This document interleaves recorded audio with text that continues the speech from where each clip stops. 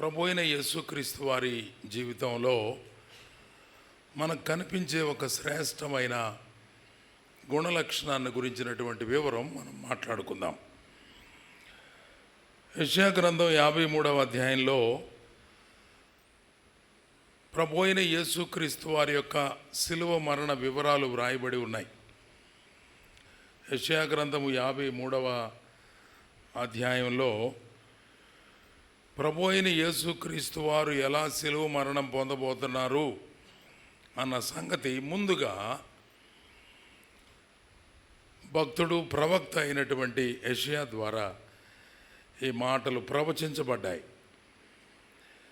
7వ వచనాన్ని మనం చదివితే అందులో ఒక అద్భుతమైన లక్షణం కనబడుతుంది. 7వ వచనం చదువుతున్నాను. అతడు దౌర్జన్యము నొందెను, బాధింపబడినను అతడు నోరు తెరవలేదు. వదకు తేబడు గొర్రెపిల్లయు బొచ్చు కత్తిరించు వాని ఎదుట గొర్రెయు మౌనముగా ఉండునట్లు అతడు నోరు తెరవలేదు. మనమందరం చదువుదాము బైబిల్. 7వ వచనాన్ని నాతో పాటుగా మీరు కూడా కలిసి చదవాలని ప్రేమతో మీకు మనవి చేస్తున్నాను. అతడు దౌర్జన్యము నొందెను, బాధింపబడినను అతడు నోరు తెరవలేదు. వదకు తేబడు గొర్రెపిల్లయు బొచ్చు కత్తిరించు వాని ఎదుట గొర్రెయు మౌనముగా ఉండునట్లు అతడు నోరు తెరవలేదు. ఈ చదవబడినటువంటి వచన భాగాలలో ఒక లక్షణం కనబడుతుంది. అక్కడ జరిగిన సంభవం, సిచ్యువేషన్ చెప్పబడింది, కానీ ఆ లక్షణం ఏందో అక్కడ రాయల. జరిగిన సంభవం ఏమిటి? అతడు దౌర్జన్యము నొందాడు, బాధించబడ్డా కూడా దేవుడు నోరు తెరవలేదు. గొర్రెకు ఒకవేళ బొచ్చు కత్తిరిస్తూ ఉంటే అది ఎట్లా మౌనంగా ఉంటుందో, వదకు తేబడి గొర్రెపిల్ల మౌనంగా ఎలాగుంటుందో అతడు నోరు తెరవలేదు అనే మాటలు మనం గమనిస్తే, ఈ సిచ్యువేషన్, ఈ సందర్భం, ఈ జరిగిన సంభవం మనం ఆలోచన చేసుకుంటే ఆయనలో కనబడే ఒక లక్షణం ఏమిటి? ఆ లక్షణం చెప్పండి.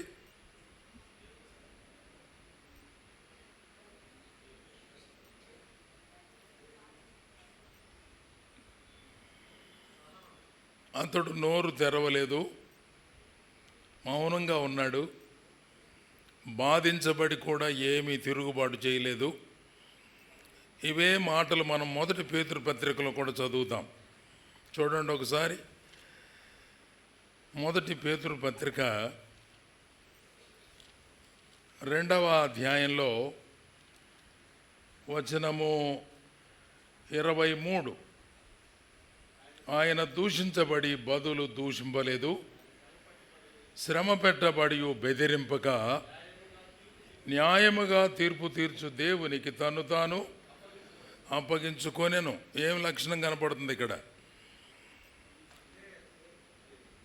విధేయత, సహనము, ఇందాక అన్నారు, ఓర్పు, ఇంకా దీర్ఘశాంతము. కానీ చెప్పండి, ఇక వరుస పెట్టి లిస్ట్ అంతా చదవండి, ఏం పోయింది? సాత్వికము, దీన మనసు. వండర్ఫుల్. ఈ చదవబడినటువంటి వచన భాగాలలో మనకు కనపడకుండా ఉన్నటువంటి ప్రభు యొక్క లక్షణాలలో దీనత్వము, సాత్వికత్వము. చెప్పండి. దీనత్వము, సాత్వికత్వము. ఇంగ్లీష్లో మీక్నెస్ అంటారు. ఏమంటారు? Meekness, not weakness. బలహీనత కాదు, విధేయత లేక తగ్గించుకునే స్వభావం, సాత్వికమైన స్వభావం, దీనమైన మనస్సు. ఈ మాటలు ప్రభు మనకు నేర్పించాడు. మత్తయి సువార్త 11వ అధ్యాయం 29వ వచనంలో, నేను సాత్వికుడను, ఈ మాటలు మనం గమనించాలి. నేను సాత్వికుడను, దీన మనస్సు గలవాడను కనుక మీ మీద నా కాడి ఎత్తుకొని నా దగ్గర మీరు నేర్చుకోండి. సరే, తర్వాత దాని రిజల్ట్స్ అంత తర్వాత. ఆయనలో ఉన్నటువంటి ప్రధానమైన 2 లక్షణాలు ప్రభువు నేర్పిస్తున్నాడు, బోధిస్తున్నాడు. ప్రభువును గురించినటువంటి ప్రవచనములో కూడా ఆయన ఎలాంటి కండిషన్లో ఉన్నాడో అన్న సంగతి ఉపమాన రీతిగా చెప్పబడింది. గొర్రె మౌనముగా ఉండినట్లు, వదకు తేబడు గొర్రె పిల్ల మాట్లాడకుండా నోరు తెరవకుండా ఉన్నట్లు ఆయన నోరు తెరవలేదు అనేటువంటి అద్భుతమైన శ్రేష్టమైన మాటలు. సో మీక్నెస్, విధేయత కలిగి, అందుకనే మనం ఫిలిప్పీ పత్రిక 2వ అధ్యాయంలో కూడా చదువుతాం, క్రీస్తు యేసునకు కలిగిన ఈ మనస్సు మీరును కలిగి ఉండండి. నేను దీనుడను అనేవాళ్ళు ఎవరన్నుంటి చేయొద్దండి. నేను దీనుడను, నేను దీనురాలును. ఎవరికి ధైర్యం చాలుతున్నట్లేదు. రాజన్న కొద్దిగా అన్నాడు, ఇంకా మిగిలిన వాళ్ళు ఎవరు కూడా ధైర్యం చేయడం అలా. ఎందుకంటే దీనత్వము అనేటువంటిది ఇతరులను హర్ట్ చేయకుండా ఉండేది. నా దగ్గర పూర్తిగా లేదు, గ్యారెంటీగా చెప్పగలను. నేను ఐ హర్ట్ అదర్స్, ఇతరులకు ఇబ్బంది కలిగిస్తూనే ఉంటాను. నేను చాలా మాటల్లో my behaviour almost hurts people. ప్రజలను కొంచెం ఇబ్బంది కలిగిస్తుంది. నాకు ఇబ్బంది కలిగింది, ఒక క్రమానికి ఇబ్బంది జరుగుతుందంటే నేను వెంటనే ఐ రిటాలియేట్, వారి మీద మొత్తానికి విరుచుకుపడతా. కుర్చీ యువతలకు లాగినందుకు సర్దండి అవతలకు అయినలే, ఇప్పుడే మీ కళ్ళ ముందే మీరందరూ వింటూ ఉండగానే అన్నాను. పిల్లలు ఎవరైనా గోల్ చేస్తే రే నోరు మీన్ అంటుంటాను. సో ఈయన దగ్గర దీనత్వం ఉందా అని ఒకవేళ మీరు అడిగితే ఏం చెబుతారు? మీరు నన్ను గురించి సాక్ష్యం ఏం చెబుతారు? ఆయనకు ఒకటే కోపమయ్యా, ఆయన అంత దీనుడేం కాదు, మనం అనుకున్నంత దీనుడేమీ కాదు అనిపిస్తుంది. But God wants us to be meek. దేవుడు మనలను దీన స్వభావం కలిగిన వారుగా, సాత్వికమైన స్వభావం కలిగిన వారుగా ఉండటానికి నేర్చుకోమని చెబుతున్నాడు. నేర్చుకోండి. మీకు లేదులే నాకు తెలుసు, మీకు రాదు నాకు తెలుసు, మీరు నేర్చుకోండి. So by coming to the church and the presence of God we have to learn. దేవుని సన్నిధికి రావడం వలన, ఆయన సన్నిధిలో దేవుని మాటలు వినడం వలన మనము నేర్చుకోవాలి. ఆయన స్వభావాన్ని నేర్చుకోవాలి, ఆయన తత్వాన్ని నేర్చుకోవాలి, ఆయనకున్నటువంటి దీన మనస్సును నేర్చుకోవాలి. అలాగ చేయడం చాలా అవసరమని దేవుడు తెలియజేస్తున్నాడు. జఫన్యా గ్రంథంలో, చిన్న ప్రవక్తల గ్రంథాలలో జఫన్యా గ్రంథంలో 2వ అధ్యాయము 3వ వచనం, దేశములో సాత్వికులై ఆయన న్యాయమును అనుసరించుచు యెహోవాను వెదకి నీతిని అనుసరిస్తే, ఒకవేళ ఆయన ఉగ్రత దినమున మీరు దాచబడుదురు. ఉగ్రత దినములో దేవుడు మిమ్మల్ని దాచిపెడతాడు. సో ఎవరితో దేవుడు మాట్లాడుతున్నాడు అక్కడ? సాత్వికులైన ప్రజలారా అన్నాడు. విన్నారా? ఎవరితో మాట్లాడుతున్నాడు? సాత్వికులు ఉన్నారా లేదా? సాత్వికులైన వారితో ప్రభువు మాట్లాడుతున్నాడు. మరి సాత్వికులతో ప్రభువు మాట్లాడుతున్నాడు. సాత్వికులైన వారు ఉండాలా లేదా? ఉండాలి. ఉండగలరా లేదా? ఉండవచ్చు. Can we really practice it? దాన్ని నిజంగా మనము సాధన చేయగలమా? సాత్వికులైన వారులరా, సాత్వికులైన వారులారా ఏమంటున్నాడు? న్యాయ విధులను అనుసరించే సమస్త దీనులారా. ఫస్ట్ వచనంలో ఏమన్నాడు? ఫస్ట్ వచనంలో ఎత్తుకోవటం ఏమన్నాడు? సిగ్గు. ఈ బ్యాచ్ కూడా ఉండరా? ఎవరు వాళ్ళు? సిగ్గుమాలిన జనులారా, కూడి రండి, పొట్టు గాలికి ఎగురున్నట్లు సమయము. మీరు మాత్రం ఎలాగుండాలి అంటే సాత్వికులైన వారుగా, రెండవదిగా దీనమైన మనస్సు కలిగిన వారుగా మీరు ఉండాలి. దేవుడు వారితో మాట్లాడుతున్నాడు. దీనులకు తన కృప చూపిస్తాడన్న వచనాలు ఎన్నిసార్లు విన్నాం మనం. అహంకారులను ఎదిరించి, చెప్పండి, దీనులకు తన కృప అనుగ్రహించును. మళ్ళా అనండి గట్టిగా, అహంకారులను ఎదిరించి దీనులకు తన కృప. దీనత్వంగా ఉంటే లోకంలో చెల్లుబాటు కాదు అనుకోవటం వల్ల మనం లోకంలో కుదరదు. కాస్త గడసరిగా ఉంటేనే మాట వింటారు, భయపడతారు, జాగ్రత్తగా ఉంటారు. అమ్మ అటు జరగను అన్నాం అనుకో, అబ్బో ఎందుకు వచ్చిన గోలరు అని సర్దుకుంటారు. అందుకని ఇది ప్రాక్టీస్ చేయటం మొదలుపెట్టారు జనం. ఏది? గడసరితనం, గర్వంగా ఉండటం, కఠినంగా ఉండడం. కానీ ప్రభు తన బిడ్డలకు ఏమి నేర్పించాలని ఇష్టపడుతున్నాడు?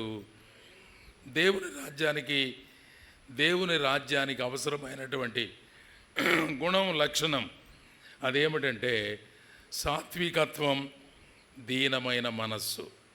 సాత్వికత్వం, దీనమైన మనస్సు. లూకా సువార్తలో 6వ అధ్యాయంలో 29వ వచనంలో మనం చదివితే, లూకా సువార్త 6వ అధ్యాయం వచనము 29, నిన్ను ఒక చెంప మీద కొట్టి వాని వైపునకు రెండవ చెంప కూడా తిప్పుము, నీ పైబట్ట ఎత్తుకొని పోవాని నీ అంగీని కూడా ఎత్తుకొని పోకుండా అడ్డగింపకము, నిన్ను అడుగు ప్రతివానికి నీ ఇమ్ము, దాన్ని మరలా అడగవద్దు. మనుషులు మీకు ఇలాగూ చేయవలనని మీరు కోరుదురో అలాగ మీరును వారికి చేయుడి.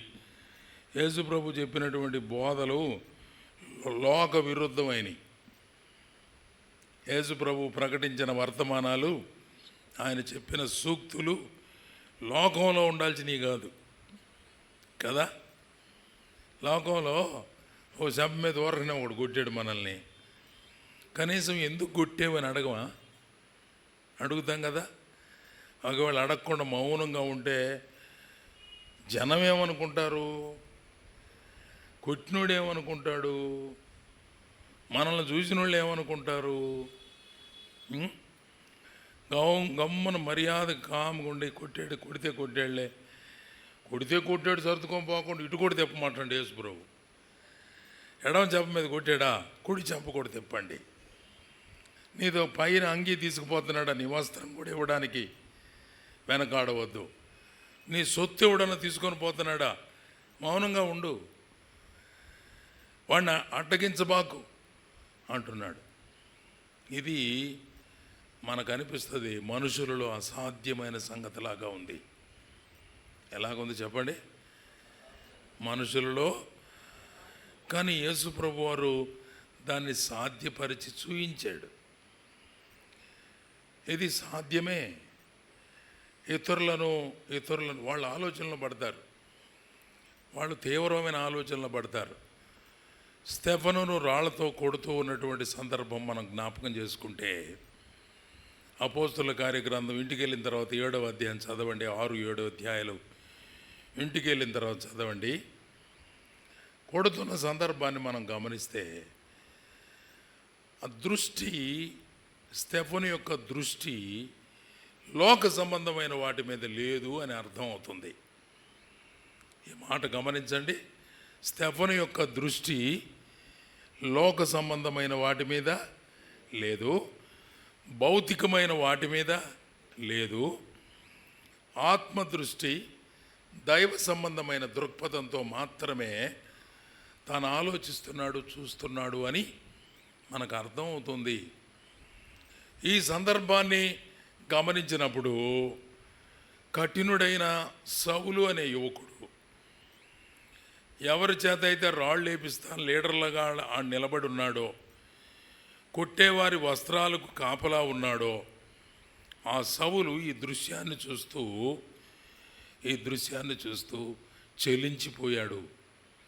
ఇంటికి వెళ్ళిన తర్వాత ఆలోచన చేస్తున్నాడు, రాళ్ళతో ఒకడిని కొట్టి చంపాము ఈరోజు. కొడుతుంటే వాడు కనీసం దెబ్బలు తగులుతున్నట్టుగా కానీ, బాధపడుతున్నాను అన్నట్టుగా కానీ, కొట్టేవాళ్ళని దూషించడం కానీ, తిరుగుబాటు చేయడం కానీ, నోరు తెరిచి నాకు న్యాయం చేయండిరా బాబు అని అరవడం కానీ, నన్ను ఎందుకు కొడుతున్నారని కానీ ఒక్క మాటైనా మాట్లాడకుండా ఆకాశము తెరవబడుటయు, తండ్రి అయిన దేవుని కుడిపార్శ్వమున మనిషి కుమారుడు నిలబడి ఉండుటయు నేను చూచుచూ ఉన్నాను అని పరలోకపు దర్శనాన్ని చూస్తున్నాడు. దైవికమైన దృక్పథంతో ఆ దృష్టి కలిగి ఉన్నాడు. భౌతికమైనటువంటి సంగతుల మీద తన మనస్సు లేదు, తన దృష్టి లేదు. స్టెఫనుకు సాధ్యమైందా కాలేదా? చెప్పండి. స్టెఫనుకు సాధ్యమైంది. అందుకని పౌలు కూడా నేర్చుకున్నాడు. ఇది యేసు ప్రభువుని చూసి స్టెఫన్ నేర్చుకున్నాడు, స్టెఫన్ను చూసి పౌలు నేర్చుకున్నాడు. ఎంత వండర్ఫుల్! పౌలును చూసి మనం ఏమైనా నేర్చుకున్నామా? పౌలు తన పత్రికల్లో వివరంగా వ్రాశాడు, యేసు ప్రభు తన బోధల్లో చెప్పాడు. దైవ గ్రంథమైన బైబిల్లో అనేకమైన సంగతులు మనకు వివరించబడ్డాయి. Even then we don't follow that. మనము దానిని ఎంత మాత్రము అనుసరించడము లేదు.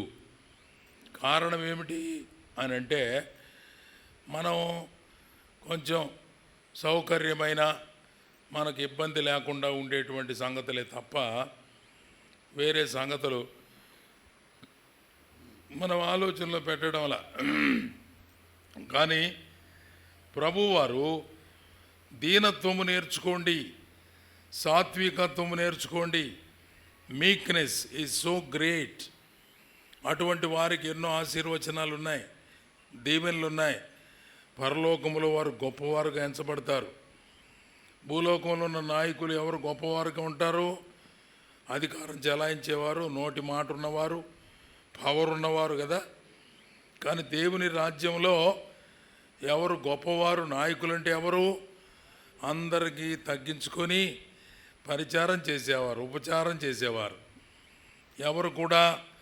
ఎవరు కూడా అధికారం చెలాయించినట్టుగా కాకుండా, పెత్తనాలు చేసేటట్టు కాకుండా అందరి విషయంలో తగ్గించుకున్నవారై విధేయత కలిగిన వారెవరో వారు పరలోకంలో గొప్ప అన్నాడు ప్రభు.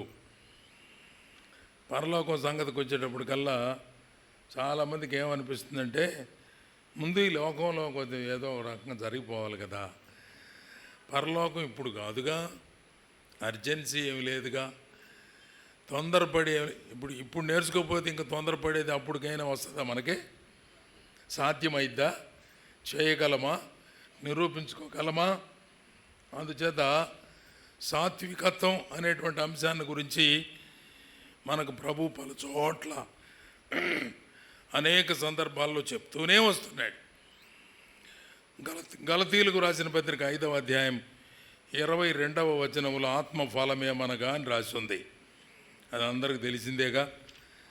ఆత్మఫలమేమనగా ప్రేమ, సంతోషము, సమాధానము, దీర్ఘశాంతము, దయాళుత్వము, మంచితనం, విశ్వాసము. ఏడు పెట్టినట్టున్నాడు దీన్ని తీసుకొచ్చి. సాత్వికము, అదే ఆ మాట కోసమే మనకు కదా ఉందా.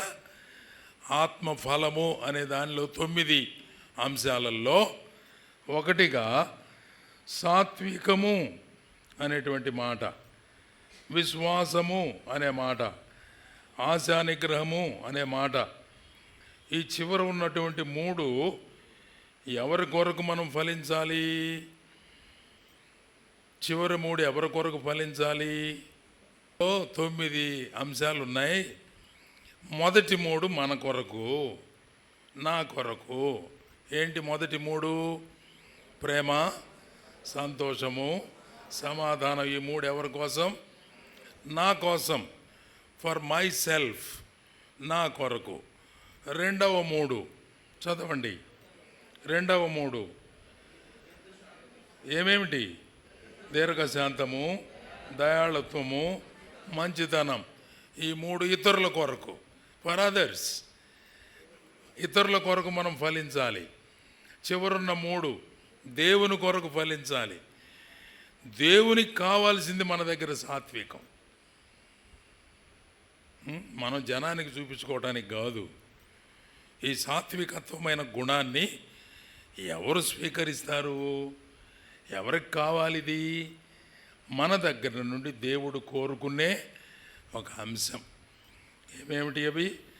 విశ్వాసం దేవుడు చూస్తాడు, సాత్వికం చూస్తాడు, ఆశా నిగ్రహం చూస్తాడు, మన దగ్గర చూస్తాడు. దేవుడు మన దగ్గర నుంచి ఇవి కోరుకుంటున్నాడు. అందుచేత చాలా అవసరమైనటువంటి అంశాలు. 2వ తిమోతి పత్రిక 2వ అధ్యాయం 25వ వచనం చూడండి. 2వ తిమోతి పత్రిక 2వ అధ్యాయం 25వ వచనం. 2వ తిమోతి 2:25. 2:25. 25 అంటే 24, 26 కలిసి ఉన్నాయి.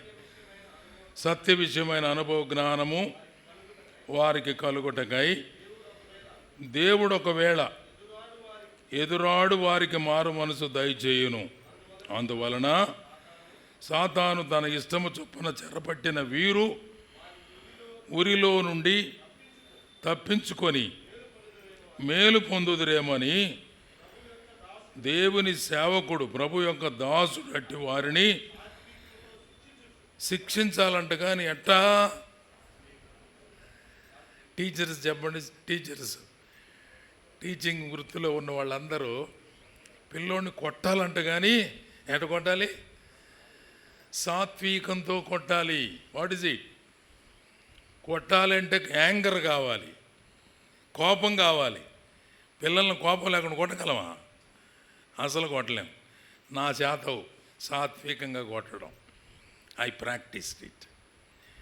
సాత్వికంగా గద్దించడం, సాత్వికంగా తప్పుదిద్దడం, సాత్వికంగా కొట్టడం, సాత్వికంగా వారిని మంచి మార్గములోనికి నడిపించడానికి దైవజనుడైన వాడు ఏం చేయాలి? ప్రభు యొక్క దాసుడు సాత్వికముతో శిక్షించుచు జగడమాడక అందరి ఎడల సాధువుగాను, బోధింప సమర్థుడుగాను, కీడును సహించువాడుగాను.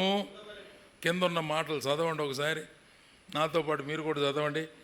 ప్రభు యొక్క దాసుడు అట్టి వానిని సాత్వికముతో శిక్షించుచు. మీకు ఎవరు నేర్పించారే నా తర్వాత చదవమనే? కలిసి కదా చదవాల్సింది. మళ్ళీ మొదలు పెట్టండి. ప్రభు యొక్క దాసుడు అట్టి వారిని సాత్వికముతో శిక్షించుచు జగడమాడక అందరి ఎడల సాధువుగాను, బోధింప సమర్థుడుగాను, కీడును సహించువాడుగాను ఉండవలెను. పిల్లల్ని కొట్టకుండా ఎట్టన్నా కొట్టు. ఎవరు వద్దన్నారు? సాత్వికంగా కొట్టు. వారి మీద పగ, ద్వేషం, కోపం, ఉగ్రం ఏందేందో నీకున్నాయన్నీ ప్రదర్శించబాక. సాత్వికంగా కొట్టు. మంచి మార్గంలోనికి రావడానికి మందలించాలి, శిక్షించాలి. ఈ ట్రైనింగ్ కావాల్సిన వాళ్ళు ఎవరైనా నా దగ్గరికి రావచ్చు. నేను చిన్నప్పుడు బిడ్డల్ని చాలా ప్రేమతో కొట్టేవాడిని. ఎట కొట్టేవాడిని? భలే కొట్టేవాడిని, ప్రేమతో కొట్టేవాడిని. ఇది అర్థం కాదు, అసలు ఎవరికి అర్థం కాదు. ఏం సార్ అట్ట కొడుతున్నానంటే, నేను ప్రేమగా కొడతాను రా బాబు. ఏంటి దాని అర్థం? దానిలో ఉన్న అంతరార్థం ఏమి? వారు సరైన మార్గములోనికి మార్చబడడం కోసమే ఆ దెబ్బలు. దెబ్బ తగిలిందనుకో గాయం, లేకపోతే వాతలు పడ్డాయి అనుకో, వెంటనే ఆ వాతలు తగ్గిపోవడానికి ఏం మందు పుయ్యాలి, వారికి కాపడం పెట్టాలనా, వాడికి ఆయింట్మెంట్ పుయ్యాలనా, కాళ్ళు ఏమైనా మర్దం చేయాలనా, అది కూడా చేస్తా. ముందు కొట్టడం ఎందుకు? చూసేవాళ్ళు ఏమనుకుంటారు, ముందు కొట్టడం ఎందుకు, మళ్ళీ ఈ పనులన్నీ చేయటం ఎందుకు? ప్రేమతో. వారు చేసినటువంటి పొరపాటుకు శిక్షా దండం అవసరం, చెయ్యాలి. దేవుని సేవకుడైన వాడు దేవుని పిల్లలను, సంఘములో ఉన్న వ్యక్తులను శిక్షించాలి, క్రమశిక్షణ చెయ్యాలి. ఎలా? కోపంతో కాదు, సాత్వికంగా. ఇది దేవుడు మన దగ్గర కోరుకుంటున్నాడు. సహించేవారిగా, కీడును సహించేవారిగా కదండి, కీడును సహించేవారిగా ఇలా ఉండాలని దేవుడు మన దగ్గర కోరుకుంటున్నాడు. ఇది బోధించే విషయంలో చాలా అవసరమైన అంశం. సాత్వికము అనే అంశం బోధనలో చాలా ప్రాముఖ్యమైంది, వినడంలో కూడా చాలా ప్రాముఖ్యమైందే. యాకోబు పత్రిక 1వ అధ్యాయం. యాకోబు పత్రిక, పేతురు పత్రిక తర్వాతే యాకోబు పత్రిక. యాకోబు పత్రిక 1వ అధ్యాయం 21వ వచనం. అందుచేత సమస్త కల్మషమును, విర్రవీగుతున్న దుష్టత్వమును మాని లోపల నాటబడి మీ ఆత్మలను రక్షించుటకు శక్తి గల వాక్యమును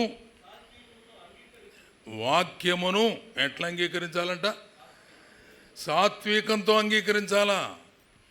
నాట్ బై ఫోర్స్, బలవంతంగా కాదు. మీరు ఇలా చెయ్యాలి అని అంటే అదేందో బలవంతంగా చెప్పినట్టు కాదు. You receive that with meekness, విధేయతతో, సాత్వికంతో దేవుని మాటలను మనము గ్రహించాలి, స్వీకరించాలి. 1 పేతురు పత్రిక 3వ అధ్యాయం 4వ వచనం చూడండి. 1 పేతురు పత్రిక 3వ అధ్యాయం 4వ వచనం. సాధువైనట్టు మృదువైనట్టునైనా గుణమున అక్షయ అలంకారము గల మీ హృదయపు అంతరంగ స్వభావము మీకు అలంకారంగా ఉండవలెను, అది దేవుని దృష్టికి మిగుల విలువ గలది. ఒకసారి సహోదరుల వరకు చదవండి నాతో పాటు. సహోదరుల వరకు అందరూ చదవండి. బైబిల్ తీసారాయా? బాల్కనీలో వాళ్ళు బైబిల్ చదువుతున్నారా? నాతో పాటు మీరు కూడా కలిసి చదవండి. సాధువైనట్టు మృదువైనట్టునైనా గుణమున అక్షయ అలంకారము గల మీ హృదయపు అంతరంగ స్వభావము మీకు అలంకారంగా ఉండవలెను, అది దేవుని దృష్టికి మిగుల విలువ గలది. సోదరులందరూ బిగ్గరగా చదివేసేయండి, సహోదరులు గమ్మునుండండి. మృదువైనట్టునైనా గుణమును అక్షయ అలంకారము గల మీ హృదయపు అంతరంగ స్వభావము మీకు అలంకారంగా ఉండవలెను, అది దేవుని దృష్టికి మిగుల. పేతురు భక్తుడు ఈ 3వ అధ్యాయంలో స్త్రీల అలంకారాన్ని గురించినటువంటి సంగతులు చెప్తున్నాడు. స్త్రీలు ఎలా అలంకరించుకోవాలి అనే మాటలు చెప్తున్నాడు. అందులో ఇంగ్రీడియంట్స్ చెప్తున్నాడు. సాధువైనట్టి మృదువైనట్టునైనా గుణము అనే అక్షయ అలంకారము అన్నాడు. సాధుత్వం, మృదుత్వం స్త్రీలకు చాలా ప్రధానమైంది. అది దేవుని దృష్టికి కూడా చాలా విలువైంది. కుటుంబంలో స్త్రీ విధేయతగా, సాధువుగా, మృదువుగా, గరుగ్గా మాట్లాడకూడదు. చాలా మృదువుగా మాట్లాడాలి, నెమ్మదిగా మాట్లాడాలి, సాధువుగా మాట్లాడాలి. అది కుటుంబానికి చాలా విలువ, భర్తకు చాలా గౌరవం, దేవుని దృష్టిలో విలువైంది. దేవుని దృష్టిలో చాలా విలువైంది. ఇందులో సాత్వికత్వమైనటువంటి స్వభావం చాలా అవసరమైంది. కుటుంబాలకు ఎంతో మేలు చేస్తుంది, నీ జీవన విధానానికి ఆశీర్వాదకరంగా ఉంటుంది. ఆ మాటల వల్లనే చాలా ఇబ్బందులు జరుగుతాయి. సాధుత్వం లేకపోతే చాలా కష్టం అవుతుంది. సాధుత్వం అనేటువంటి ఈ స్వభావం మీక్నెస్. చాలామంది మీక్నెస్ అంటే ఏమనుకుంటారంటే వీక్నెస్ అనుకుంటారు. Meekness is not weakness. ఇంగ్లీష్లో సామెత ఉంది అది. Meekness is not weakness. ఎదురు తిరగటం చాలా ధైర్యం రా, వీడికి సాహసం రా, గొప్పడు రా, బలాఢ్యుడు రా, ఏ పరిస్థితిని కూడా తట్టుకోర్రా అని అనుకుంటారు. కానీ ఒక నిమిషం మౌనంగా ఉంటే అన్నీ సర్దుకొని పోతాయి. పెద్ద తుఫాను వచ్చిందంట, పెద్ద చెట్టు ఉందంట, దాని పక్కనే ఒక గడ్డి పూసలు కూడా 2 ఉన్నాయంట.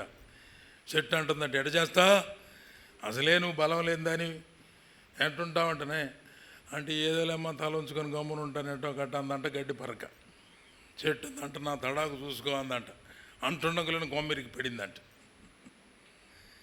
పెద్ద తుఫాను గాలి రాగా చెట్టు వేళ్ళుతో కూడా పెకలించబడింది. బలమున్నా సామర్థ్యం ఉన్నా ఆ తాకిడికి నిలబట్టడం వలన, ఇది వంగడం వలన గడ్డి పరక గాలికి వంగిపోతుంది, తగ్గించుకుంటుంది. నేను చిన్నదానిలే అనుకుంటుంది. అయిపోయింది, తుఫాను అయిపోయింది. మళ్ళీ లేచి నిలబడింది. ఇందాక అరుస్తున్న చెట్టు ఎదురని చూసింది అటు ఇటు. ఇందాక అరిచిన చెట్టు నేల మీద ఉంది. తగ్గించుకున్న గడ్డి పరక నిటారుగా లేచి నిలబడగలిగింది. గర్వంగా ఉన్నటువంటి చెట్టు. అయ్యా మాట్లాడుకోవులే, మనకు అర్థం కావడం కోసం, మనం గ్రహించడం కోసం. సాత్వికత్వం అనేది ఎన్నటికీ కూడా నష్టం చేయదు. సాత్వికత్వం వలన నువ్వు లాభం పొందుతావు. అది దేవునికి ఇష్టమైన ఫలం. ఒకటే మాట గుర్తుపెట్టుకోండి, అది దేవుడు కోరుకున్న ఫలం. నా దగ్గర ప్రేమ ఉంది, నా దగ్గర సంతోషం ఉంది, నా దగ్గర అది ఉంది, నా దగ్గర ఇది ఉందంటే నాకు కావాల్సినవి ఉన్నాయా? ఆయనకు కావాల్సిన అడుగుతాడు. నాకు కావాల్సింది ఏమేమిటి? విశ్వాసము, సాత్వికము, ఆశాని. అందరూ అనండి, విశ్వాసము, సాత్వికము. ఉన్నాయా 3? ప్రభు కోసం ఫలిస్తున్నావా? దేవుడు కోరుకున్న ఫలాలు మన దగ్గర ఉన్నాయా? నీ కోసం నువ్వు ఫలిస్తావులే, ప్రేమగా, సంతోషంగా. 3వది సమాధానంగా. ఇతరుల కోసం అప్పుడప్పుడు అన్నీ ఫలించంలే. ఇతరుల కోసం ఎందుకు, మన కోసమే సరే. కానీ ఇతరుల కోసం ఏముండాలి చెప్పండి? ఇతరుల కోసం దీర్ఘశాంతం, దయాళుత్వం, మంచితనం. చాలాసార్లు ఇవి కూడా పర్వాలేదు, బాగానే ఉంటాయి. ఇతరులను చూసినప్పుడు అవసరతలో ఉన్నవారిని ఆదుకోవడం, ప్రేమగా పలకరించడం, మంచితనం కలిగి ఉండడం. సామెతలు కూడా లోకంలో కూడా విస్తృతంగా ఉండయి. ఆ నోరు మంచిదైతే ఊరంతా మంచిదైద్దని, మనం మంచోళ్ళం అయితే మనకు అందరూ మంచోళ్ళని అట్లాంటి మాటలని చెప్పుకుంటూ ఉంటారు. అందుకని సాధ్యమైనంత వరకు దేవుడు సంగతి పట్టించుకోరు. విశ్వాసం ఫలించాలి, వృద్ధి చెందాలి. సాత్వికత్వాన్ని కలిగి మనం ఫలించాలి. ఆశా నిగ్రహము కలిగి ఫలించాలి. ప్రభువు కోరుకుంటున్నాడు. అటువంటి వారికి చాలా ఆశీర్వాదాలు ఉన్నాయి. ఆశీర్వాదాలు చాలా ఉన్నాయి. సాత్వికులైన వారు ధన్యులు. యేసుప్రభు అన్నాడా? ఏడన్నాడు? కొండ మీద ప్రసంగంలో అన్నాడా? 9 ధన్యతలు చెప్పినప్పుడు అన్నాడా? యేసుప్రభు నోట పలికిన 9 ధన్యతలలో ఒక ధన్యత, సాత్వికులైన వారు ధన్యులు. భూమి మీదే వారు భూమిని స్వతంత్రించుకుంటారు. మన దేశ పితామహుడుగా పేరు పొందినటువంటి గాంధీ మహాత్ముడికి ఇదే తీసుకున్నాడంట, ఈ స్టేట్మెంటే. సాత్వికులు ధన్యులు, వారు భూలోకమును స్వతంత్రించుకుందరని యేసుప్రభు చెప్పాడయ్యా. నేను ఎవరు ఏమన్నా ఏం పలకను, గమ్మును కూర్చుంటా. ఏ గాంధీ ఏం కావాలా, గమ్మును కూర్చుంటా. ఏందయ్యా నీ గొడవ? నేనేం మాట్లాడను సార్. నువ్వు ఎండించి నేను లేవనయ్యా. అన్నం తినరా బాబు, నీ దండం పెడతాం, చస్తావు, నిరాహార దీక్ష తెస్తున్నావు. నేను కదలనయ్యా. ఏమి లేదు, మౌనంగా కూర్చున్నాడు. నిరాహార దీక్ష తీస్తూ మౌనం వహించి, సాత్వికత్వమే నా ఆయుధం, అహింసా సిద్ధాంతమే నా సిద్ధాంతం, నేను ఎవరు ఎదుటను కొట్టను, తిట్టను, మాట్లాడను, ఏమి లేదు. యేసుప్రభు చెప్పాడయ్యా, స్వతంత్ర గ్యారెంటీకి వస్తే నాకు అనుకొని నమ్ముకొని కూర్చున్నాడంట. చిన్న బైబిల్ గ్రంథం ఎప్పుడు తన దగ్గర ఉండేదట. Jesus said this. యేసు ప్రభు ఈ మాట అన్నాడు, సాత్వికత్వంతో దేన్నైనా సాధించవచ్చు. సాత్వికత్వం అంటే మళ్ళీ అసలు పలకుండా అలిగి కూర్చోవడం కాదు, అది అనుకున్నారు. చాలామందికి ఆటోళ్ళకి అది ఒక ఆయుధం. ఏం పలకరు, గమ్మును కూర్చుంటారు. ఏందమ్మంటే ఏమి లేదు, అది కాదు. సాత్వికత్వం ఈజ్ డిఫరెంట్. అలకటం వేరు, మళ్ళీ అది అనే పని అది ప్రాక్టీస్ చేశారు, లేనిపోయిన గొడవ కదా. సో దేవుని వాక్యములో, ఆయన యొక్క జీవితంలో ప్రభు కలిగి ఉన్నటువంటి అద్భుతమైన సాత్వికత్వ లక్షణం మన జీవితాలలో అలవరుచుకోవడం ద్వారా దేవుని ఆశీర్వాదాలు మెండుగా మనకు లభిస్తాయి. ఈ సత్యం ఎరిగిన వారమై ప్రభు కృపలో మనం ముందుకు వెళ్ళాలని ప్రేమతో మీకు మనవి చేసి ముగిస్తూ ఉన్నాను.